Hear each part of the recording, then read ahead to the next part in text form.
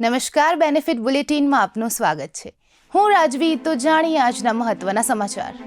બીજા દિવસે પણ માર્કેટમાં ઘટાડો અને મિશ્ર વલણ જોવા મળ્યું. સેન્સેક્સમાં 465 પોઈન્ટ્સના ઘટાડા સાથે 83,938 પર બંધ. નિફ્ટી 25,750ની નીચે બંધ. તેમ છતાં ઓક્ટોબર છેલ્લા 7 મહિનામાં સૌથી પ્રોફિટેબલ મહિનો રહ્યો. મારુતિ સુઝુકી ક્વાર્ટર 2ના પરિણામ. નફામાં 7.3% વધારો, આવકમાં 13% વૃદ્ધિ. કંપનીનો નેટ પ્રોફિટ ₹3,293 કરોડ થયો. પરિણામ બાદ શેરના ભાવમાં ઘટાડો નોંધાયો. ભારતના આઈપીઓ બજાર ઇતિહાસમાં ઓક્ટોબર સૌથી વ્યસ્ત મહિનો રહ્યો. 14 આઈપીઓ મારફતે ₹46,000 કરોડનું રેકોર્ડ ફંડ રેઝિંગ, જેમાં ટાટા કેપિટલ ₹15,512 કરોડ અને એલજી ઇન્ડિયા ₹11,607 કરોડ સાથે લીડર રહ્યા. 2025માં અત્યાર સુધી ₹1.38 લાખ કરોડ ઉઠાવાયા.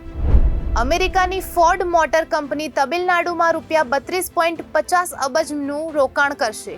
નવી એન્જિન યુનિટ શરૂ કરવા તૈયારી. ટ્રમ્પના લોકલ મેન્યુફેક્ચરિંગ દબાણ વચ્ચે ફોર્ડનો ભારત પર વિશ્વાસ. તો આવા જ મહત્વના સમાચારો જાણવા માટે જોડાયેલા રહો બેનિફિટ ન્યૂઝ સાથે.